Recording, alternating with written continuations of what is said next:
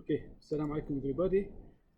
So, remember last time we introduced the chapter 27, okay? And let me remind you that I am available most of the time in my office, so you can either come to see me. I come here in the morning from 9 to till lecture time, and also you can come to my office in the main campus. I have office hours every day, but I'm available most of the time. So send me an email or through Microsoft Teams if you have questions. Okay? If you don't understand something, please make sure you contact me. All right? So last time we introduced what we call the EMF, which is an old terminology for batteries. It's electromotive force, and we said the batteries, they usually have something, an internal work that is done in order to move ions usually inside the battery, and the battery will give us a constant potential normally, okay, that we can connect to a circuit and have voltage and current through the circuit.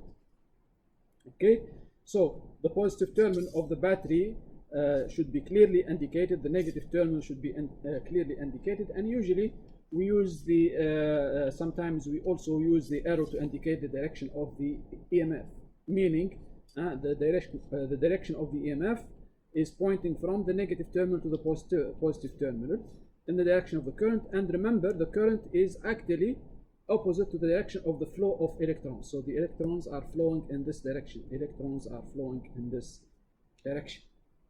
Okay, and so last time we said if you have an ideal battery, there is no internal resistance. If you have a voltmeter and you measure the voltage across the battery, whether the battery is connected or not connected, you will measure the same thing. You will measure epsilon or the value of the EMF. However, in reality, batteries do have an internal resistance, and so if they have an internal resistance, if the battery is not connected to a circuit and you measure the voltage across it, you will measure the EMF, epsilon. But once you connect it to a load resistance, like in this case here, right, then we notice that the voltage that we measure is going to be less than the EMF, because some of that is lost through the internal resistance of the battery. So this is what we mentioned last time. We said this is a battery, so this is a battery here, and so the terminal voltage is the voltage at this point minus the voltage of this point, Vd minus Va, and we said the potential that we measure when we connect it to a load resistance R is going to be equal to epsilon minus Ri. So the potential that we measure, delta V, so this is delta V here, so this is plus, minus, this is delta V here, is actually going to be less than the EMF by an amount that is equal to small r, the internal resistance of the battery, times the current I. All right? And last time we determined also that the current, we can get the current through this circuit by dividing the EMF, epsilon, divided by the sum of the resistances, capital R. This is the load resistance, capital R, and small r is the internal resistance of the battery. We also said that the power, we can write the power for all of the elements. The power through the battery is the current, through the EMF is the current times the EMF. So this is the power provided by the EMF. This power is dissipated as heat actually through the load resistance. So this is the power across the load, or consumed or dissipated in the load resistance is Ri squared, or we can also write delta V squared over R, okay? And the power that is lost through the internal resistance is small r I squared. All right? So let me go to the presentation mode.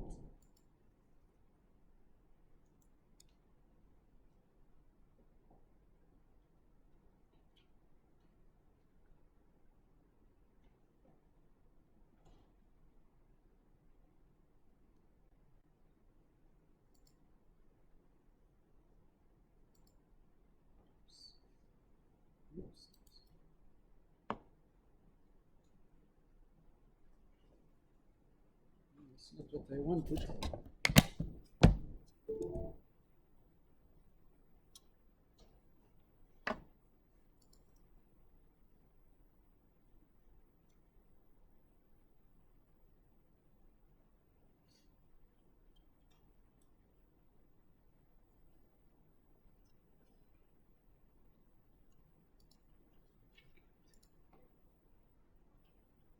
Okay, so let me go to the next slide. Okay, this is a conceptual question. To maximize the percentage of the power from the EMF of the battery that is delivered to the external device, external to the battery, what should be the internal resistance of the battery?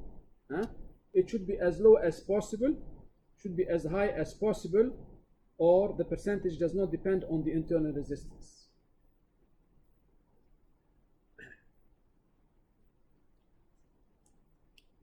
Okay, so A, B, or C? Who says it's A? Raise your hand, or you want to think about it first? Think about it. So we want to deliver maximum power through a device that is connected to a battery. Do we want the internal resistance of the battery to be as low as possible, as high as possible, or it does not matter? Okay, so think about it. A, B, or C? So who says A? Raise your hand. Okay. Who says B? It should be as high as possible. B. Who says C? Doesn't depend. Doesn't matter. Well, we have many who did not answer. Normally, you should take. You cannot be neutral in this case. You have to vote. All right. So. Well, we have already written the equation for the power. We said the power through the battery is equal the EMF times I, and we said this is equal to the power that is dissipated through an external resistance, so we said this is Ri squared, plus the power that is dissipated through the internal resistance. Okay, so clearly Ri squared is going to be the EMF times I. This is the power that is provided by the EMF minus Ri squared. If I want to maximize this, I want this to be actually 0. So I want to minimize it or make it 0. But the problem is usually you do have some internal resistance. It can be small, but batteries, they do have internal resistance. So we want this really. So I want R to be as close as possible to 0 in order to maximize the power to the outside device. Clear? Okay, next. All right. Let's do this example. Okay, so here we have a battery that has an EMF of 12 volts. So this is 12 volts here. Okay. And an internal resistance of 0.05 ohms. So this is 0.05 ohms. Thank you. Okay, so it looks like some did not. Later on you can come and sign it. Don't forget. Okay. Its terminals are connected to a local resistance of 3 ohms. So this here is 3 ohms. Find the current in the circuit and the terminal voltage of the battery. Okay, the current through the circuit, we already have done the equation. We said the current I is equal to the EMF sigma or epsilon divided by the sum of the resistance, capital R plus small r. Okay, so this is 12 volts divided, capital R is 3.05. So if we add 3 plus 0.05, okay, so we get, this is the current through the circuit. Okay, now we want to determine what is the terminal voltage of the battery. The terminal voltage here is VD. This is point D here. Okay, and this is point A. It's VD minus VA. And remember, we said the voltage is going to be diminished by the amount. So we said this is going to be equal to the EMF E, which is 12 volts, minus the potential that we lose through this internal resistance. So we lose R times I. Okay? So we can write that this is minus R, and we have an equation for I, divided by small r plus capital R. Okay? So let me see what are the values.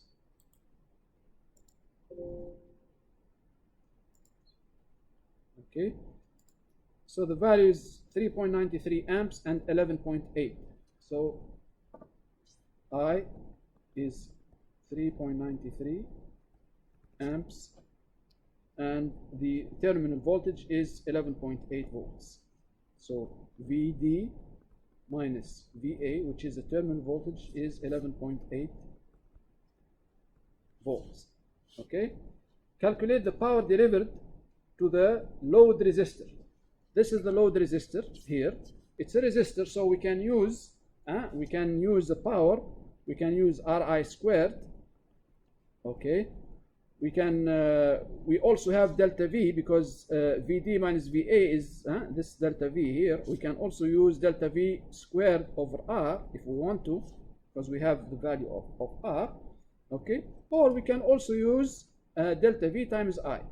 Delta V times the current I, because this is the potential across the resistance, and we have the current. So any of these equations will give you the power. So this is, let's use Ri squared.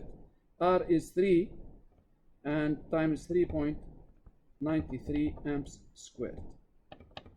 Okay, the power delivered to the internal resistance of the battery, same thing. So this is the power of the large resistance. The power through the small resistance, we can use small r I squared. It's going to be much less, obviously, because the resistance is 0.05 times the current squared, which is 3.93 squared. Okay, and the power delivered by the battery. The power delivered by the battery, I can either add the powers that is dissipated through the internal resistance plus the power through, or I can just use the power through the EMF is just equal to the EMF times the current. So this is 12 volts times the current, which is 3.93 amps. And you will find that this is actually equal the power that is dissipated through the large resistance plus the power that is dissipated through the internal resistance of the battery. Okay, clear? All right. So let me go very quickly through this. Find the load resistance R for which the maximum power is delivered to the load resistance. Find the load resistance R. So here we said the power through the load resistance is Ri squared. Okay, and we said I, this is R, I we said is the EMF divided by R plus small r, all of this squared. Okay, so we can write this, the power is equal to R epsilon squared divided by R plus R squared, or we can write it, this is R times R plus R to the minus 2 times epsilon squared. Epsilon squared. Okay, this is a power. Okay, I want to determine what should be the value of R in order to maximize the power. How do you maximize the value? What do you do in math? How do you do the maximum or a minimum for value? I've done this many times. Exactly, you take the derivative and you set it equal to 0. Remember, if you have something, a function, the function, if you take the derivative equal to 0, that's where the point you can get either a maximum or it can be a minimum. If the function is doing also like this, the derivative here is 0, but in that case it's a minimum. So usually, not only you set the derivative is equal to 0, but you have to check the value to the left and to the right. Are they more or less? Because it can be a maximum and it can be a minimum. So we will set the derivative equal to 0 in this case. So in order to maximize, okay, to maximize the function p, we set, okay, set dp dr, the derivative of the power with respect of r, equal to 0. So we have to take the derivative. All right, so what's the derivative of dp of derivative of power with respect of r? Okay, so here we have, so let me take this sigma squared here. So here f times g, the derivative of f times g is f prime, derivative of f times g plus f times g prime. Remember the derivation by parts. So the derivative, so let me call this f here, f, this is g. Remember, so this is f prime g plus f g prime. So what is f prime? F prime is sigma squared. This is the derivative of sigma squared r is sigma squared, and so g is r plus r to the minus 2. Okay, plus f, which is sigma squared r times g prime. What's the derivative of this g prime? So this is minus 2. Okay, and minus 2 times r plus r to the minus 2. Sorry, plus r to the minus 3. So this is going to be, all right, so let me reduce it. Sigma squared r, okay, and times minus 2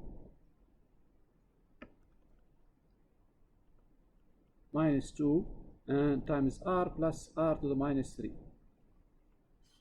Okay, so I can rewrite this as sigma squared divided by r plus small r squared minus 2r sigma squared divided by r plus small r to the power 3.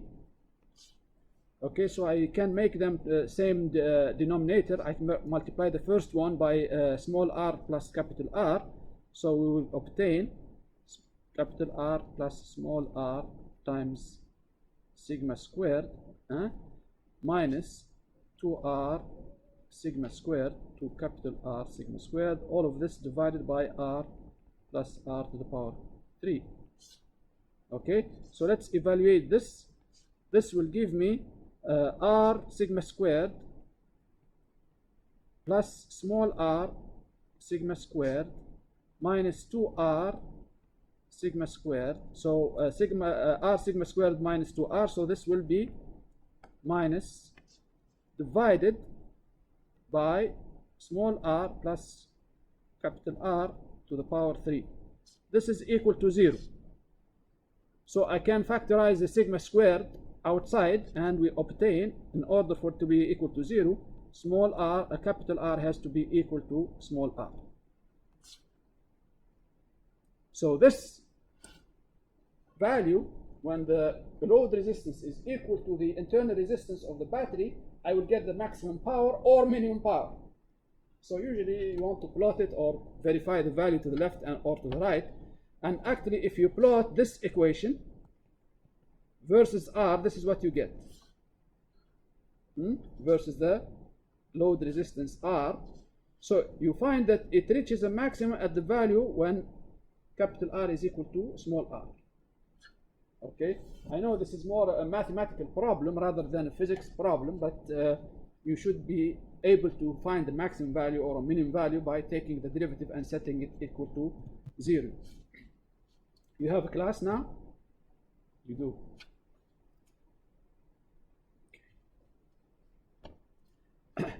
All right. So let's speak about resistances in series and resistances in parallel. Okay. We spoke, remember, about capacitors in series and capacitor in parallel. And we said capacitors in parallel, they add, okay, and when they are in series, 1 over C equivalent is 1 over C1 plus 1 over C2 and so on. We're going to do the same thing or calculate the same thing for the resistance. So let me go to presentation mode again.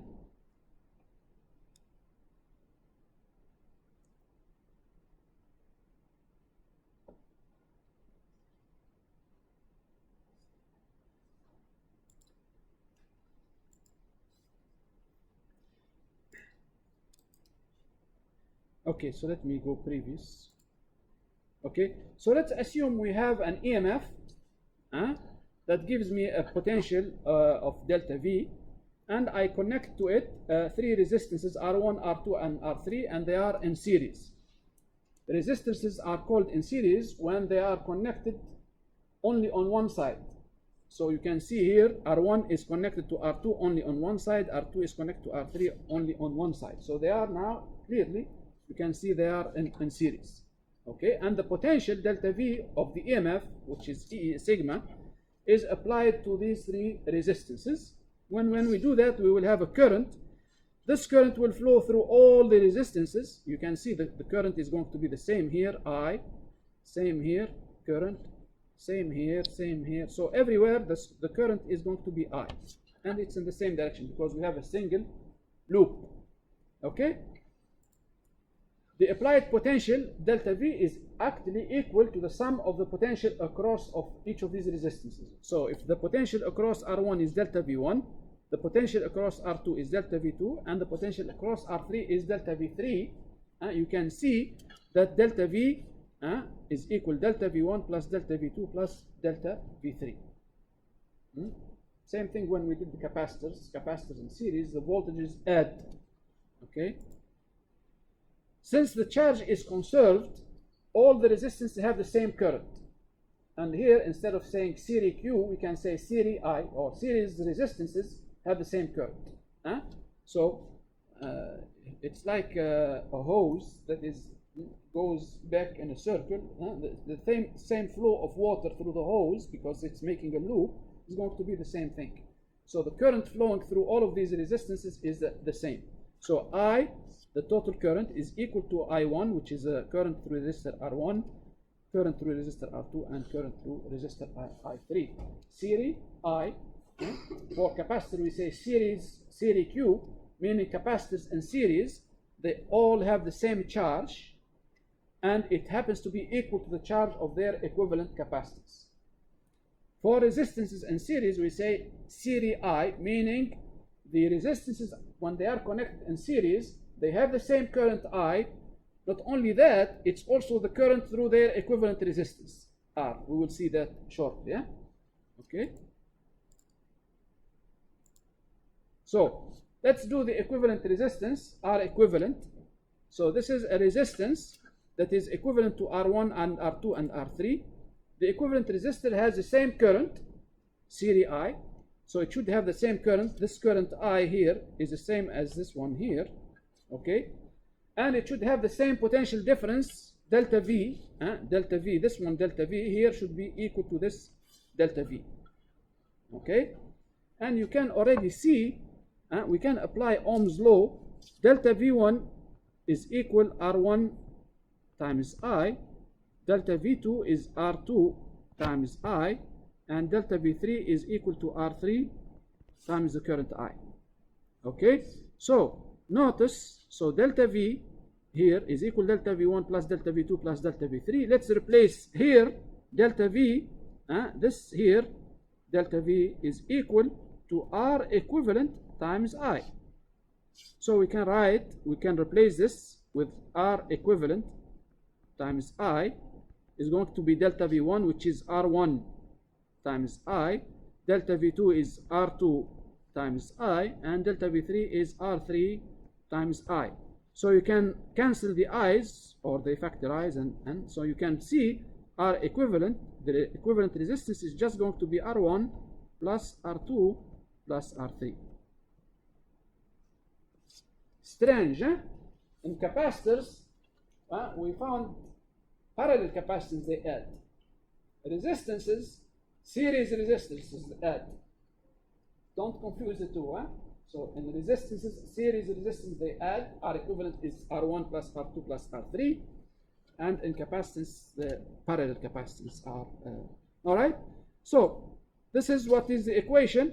R equivalent is R1 plus R2 plus R3. And if you have many resistances, 10 resistances, you just keep adding them if they are all in series. So we can generalize this equation. R equivalent is a sum of the resistances. Doesn't matter how many resistances you have in the circuit. You can have n resistances. Okay? The derivation is what we just have done. Okay, so this is simple derivation that we have done. We don't need to redo it again. Okay. Now let's move to parallel resistances. Okay, so we can connect the resistances when we say they are in parallel. Whenever two resistances are connected in parallel, when they are touching from both sides. So they are in series if they are touching only on one side. They are parallel if they are touching on both sides. Okay, so we clearly see R1 is touching R2 on both sides, and here, and R2 is touching R3 on both sides. Remember, this is a conductor. We assume that it has zero resistances. Okay, and the voltage at any point here are the same, and the voltage at any point here are the same, because we assume that the wires are perfect conductors. So these are connected in parallel. All right. So assume you have a big hose, and then the big hose splits into three smaller hoses. The total flow in the big hose is going to be the sum of the flow of the three hoses. So let's assume you have a hose like this. Then it splits into three branches like this. So we have Q1 here, Q here. Sorry, let's call it Q. Q. You have Q1 here, Q2 here, and Q3 here.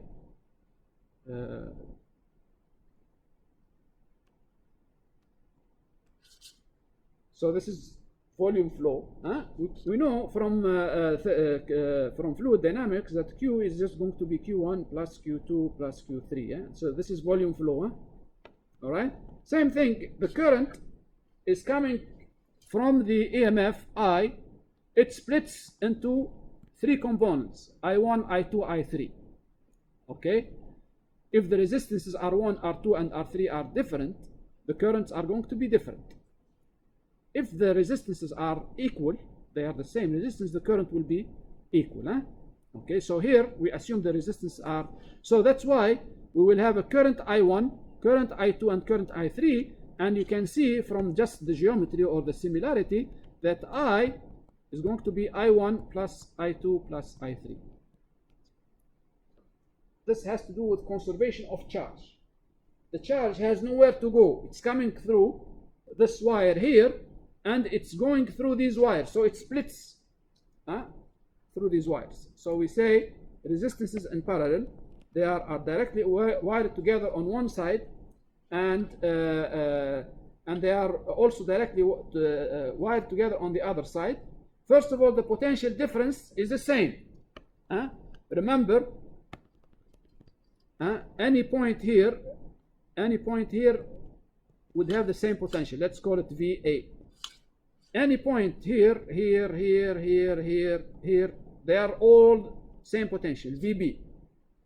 So you can see delta V across R1 is the same as delta V across R2, and is the same as delta V across R3.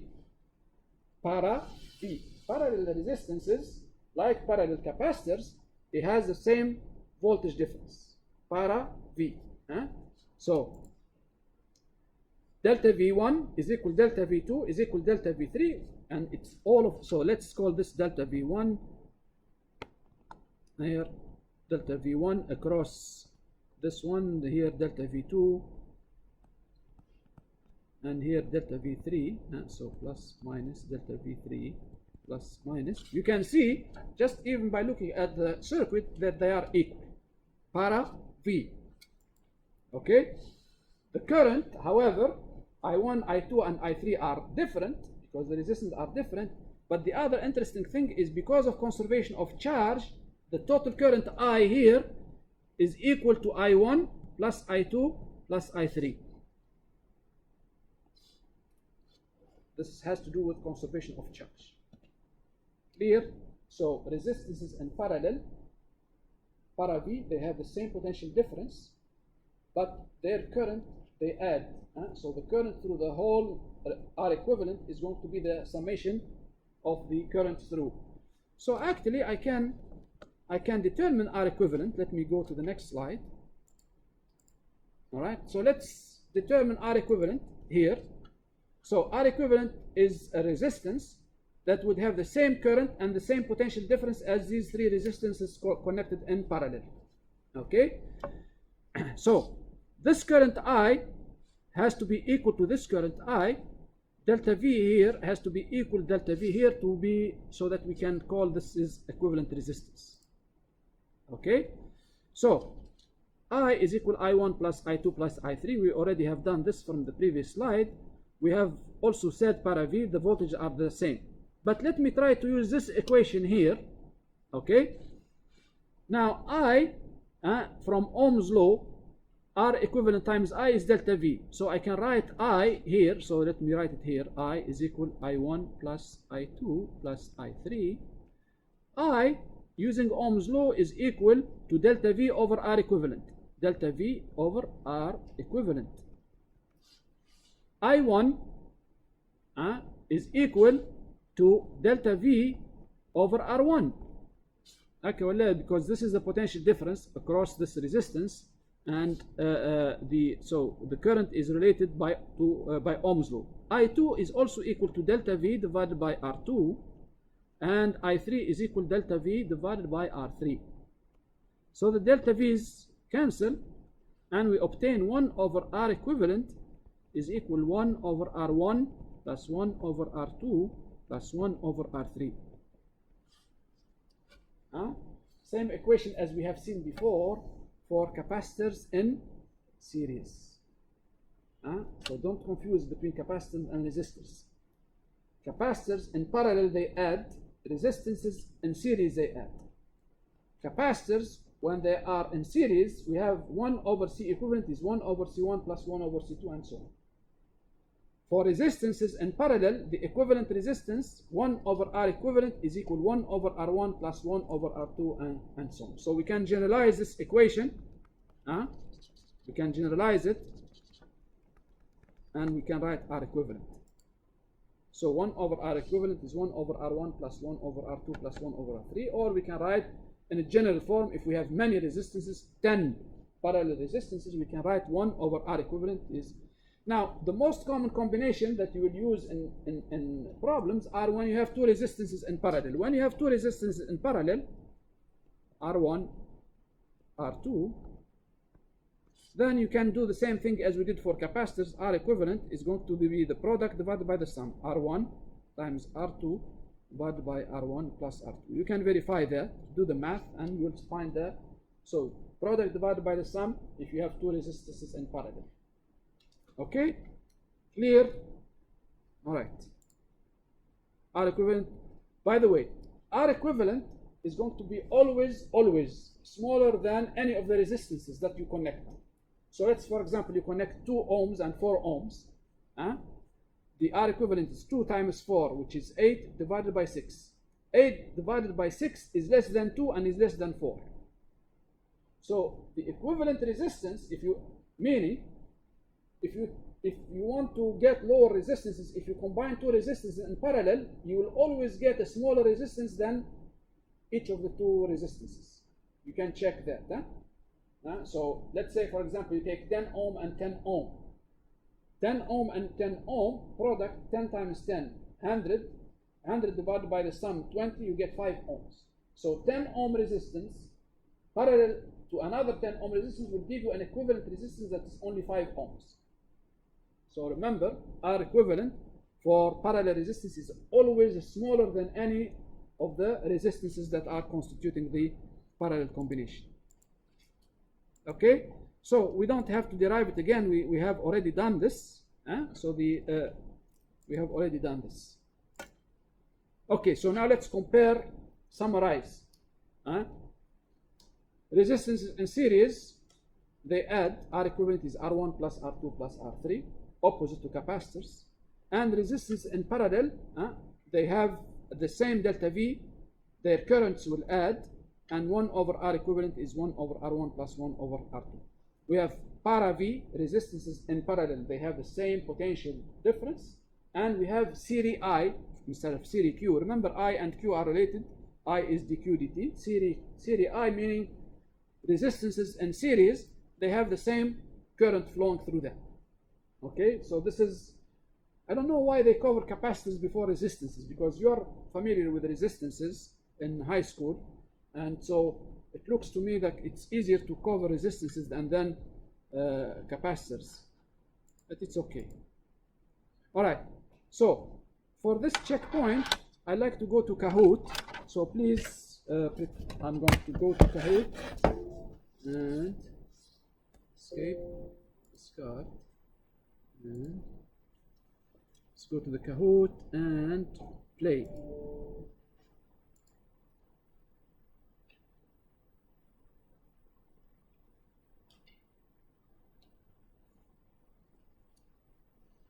All right, so let me start this.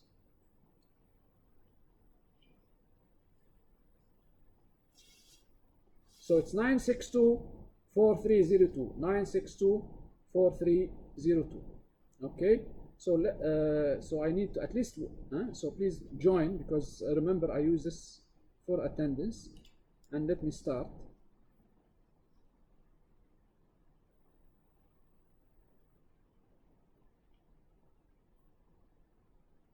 We already done this, so let me skip this one.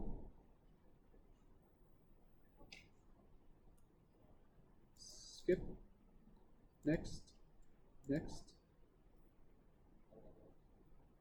Aha. Okay. So here we're showing a circuit that has an EMF, has an ammeter that measures the current, has a load resistance R1. In this part, we have a resistance R2, but it is short-circuited by this switch. When we have something like this, the current, when it comes here, the flow of the current, it sees the resistance here and no resistance here. Do you think it will go here or it will go here? It will go here. All of the current will go here because there is no resistance here at all. Here there is a resistance. It's like taking two hoses. One has a very small diameter and one has a very large diameter, and you have water flowing. It will go to the one with a very large diameter because it wants to go in the path of least resistance. So it will go, all the current will go here. This resistance is called short circuit. Short circuit because there is no current is going to be flowing through it. All right, so this is. Then we measure current in this situation. So we measure current. Then we open this switch. When we open this switch, now the current cannot flow here anymore. It has to flow here. So it flows through this resistance, and then it flows through this resistance. The question is, what happens to the reading of the ammeter, or in other words, what happens to the current when the switch is opened? Does the reading go up? Does it go down? Or does it not change? So I'll give you 20 seconds to think about this. So think about it. You can discuss it. What do you think? The current, the ammeter here is always connected in series. When we're measuring the current, it's connected. So the current flows through this ammeter. So we are measuring the current. We want to determine when we open the switch, does the current go up? Does it go down? Or it does not change? Discuss it if you want to discuss it with your neighbor. Okay, should we start the Kahoot? Made up your mind? Next.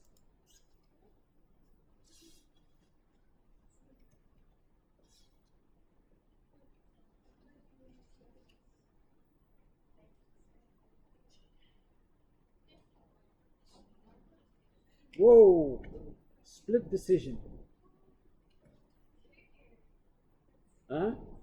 Discuss among yourselves. Surprised. Okay, so all right, let's so here let's think about it. Okay, so in this case, the current that is flowing here is only flowing through this resistance, and let's assume the EMF is sigma or whatever. Okay, what do you think the current? The current is going to be sigma divided by R1. Ohm's law. So I'm just applying Ohm's law. Now in this case, the current is flowing through. So let me call this I1. Here, let's call this I2. It's flowing through resistance R1 and also resistance R2. So the current here, I2, is going to be sigma, the EMF divided by R1 plus R2. The current goes up while it goes down. Goes down. Because it's flowing R1 and R2, it's flowing through more resistance. Remember, the voltage, the EMF does not change. Sigma does not change. It's not affected. So that's constant. So when you have another resistance, the current is flowing through, the potential does not change, so the current has to go down. Yes, you had a question? Somebody had a question here?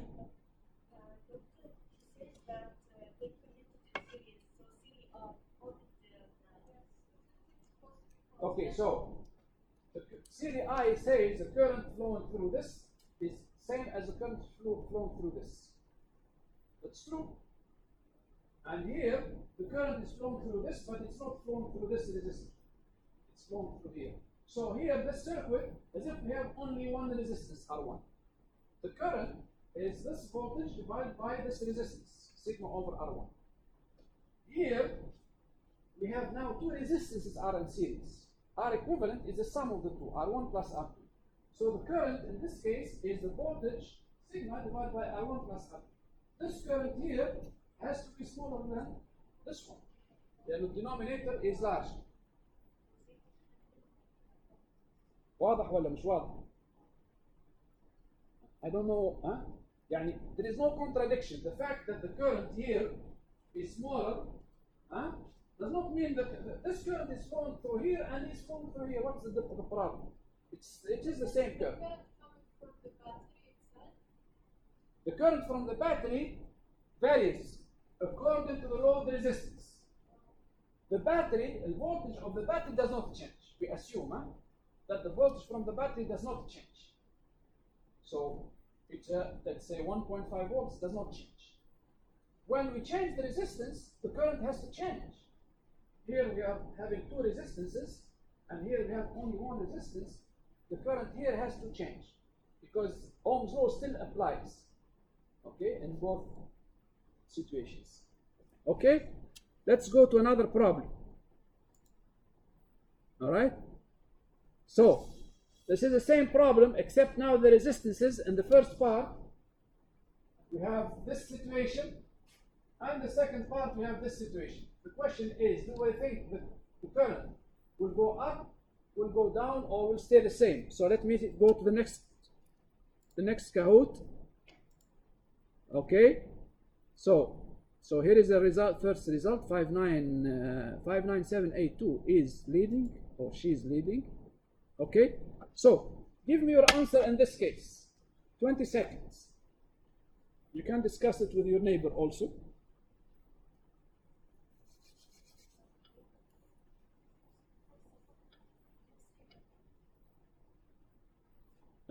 Enter it in the Kahoot.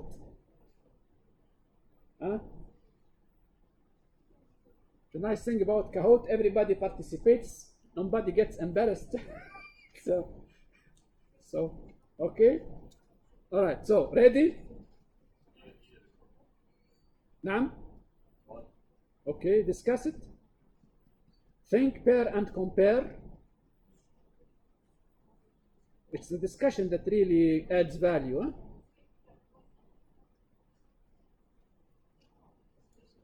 Should we start? We can start? Start? Okay. So choose between the current goes up, the current goes down, or the current does not change. I hope we get better result this time.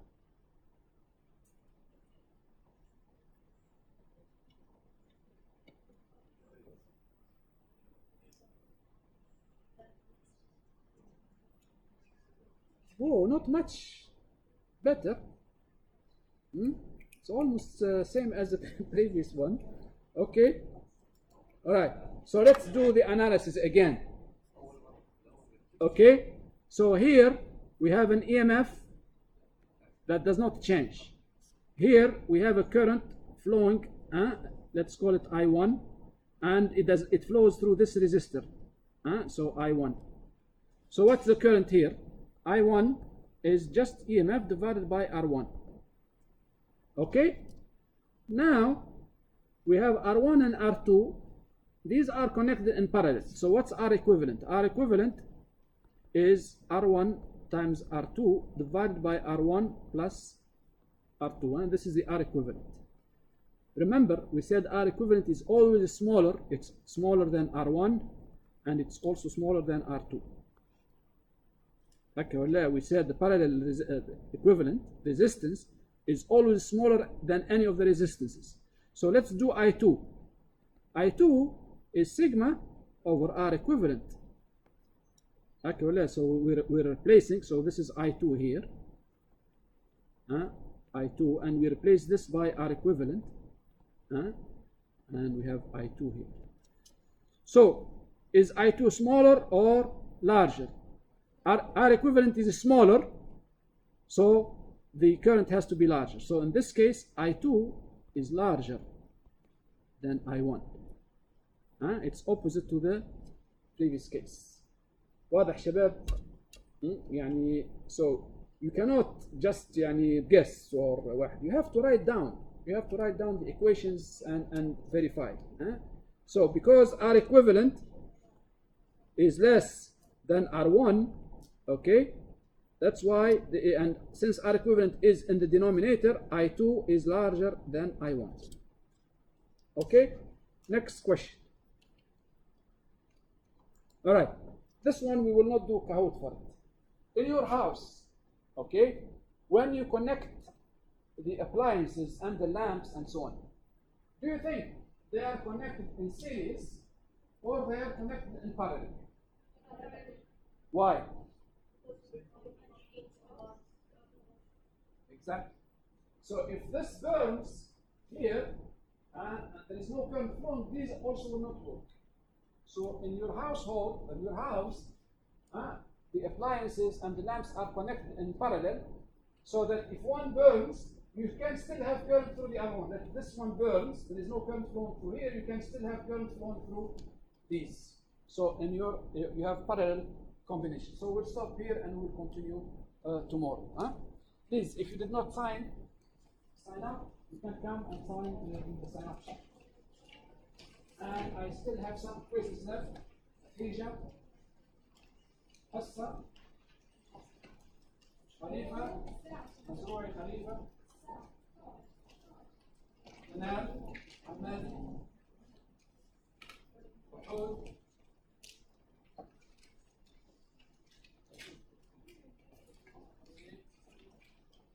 Study hard. I want the exam. And if you have any question, contact me, please. نعم؟ والله نعم بيجلس.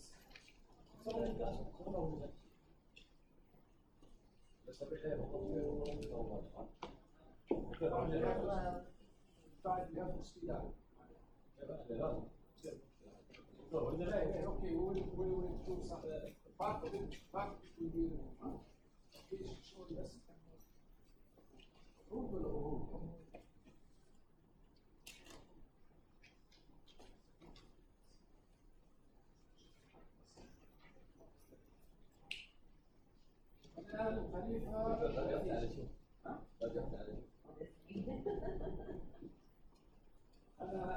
على الجيان كم ستيب لسه باقي كم.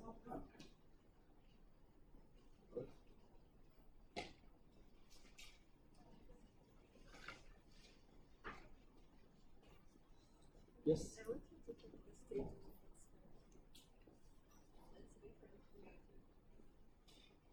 Okay. شو هذه radius of the sphere. Okay. So this is insulating. Electric field is KQ over at the surface. Yes, at the surface. So you can write KQ over A squared. Okay. If R larger, it's KQ over, sorry. R larger than A, it's KQ over R squared, not A squared. It's insulating. It becomes like a point charge. So if r is larger than radius, this behaves like a point charge, which is kq over r squared, not a squared. Okay? عندك شي قلم؟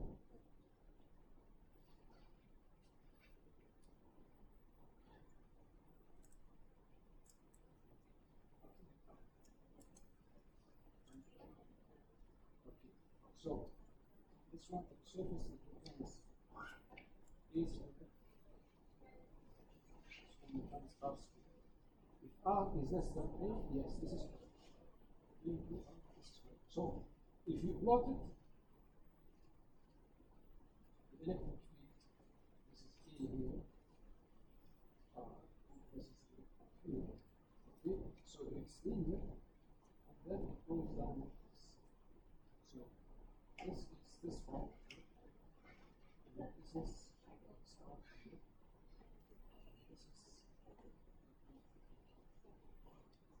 okay.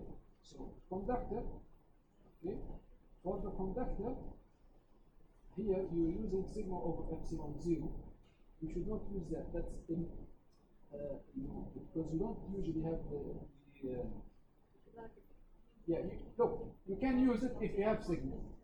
You can use it. So, but usually what we use a q divided by the radius squared. Same as at the surface. It's going to be equal sigma over epsilon 0. You can verify that. If the sigma is q divided by 4 pi r squared, when you plug it here, you'll find the same equation. Like in this equation here, now,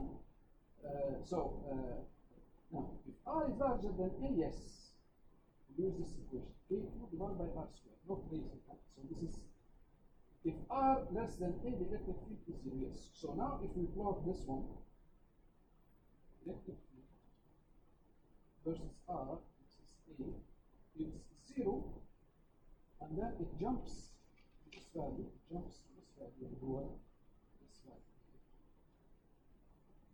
And then it goes down like something. So this one, here, this one is here. But this point is here. So you can see at the surface, they have the same value. Inside they have different value. هذه 0, هذه linear. But outside notes, outside is the same. KQ over R squared. And مش قلنا if you have a sphere and you're outside the sphere, you can treat the sphere as if it's a single charge concentrated at the center of the sphere. And call that the shell theorem. Okay? واضح؟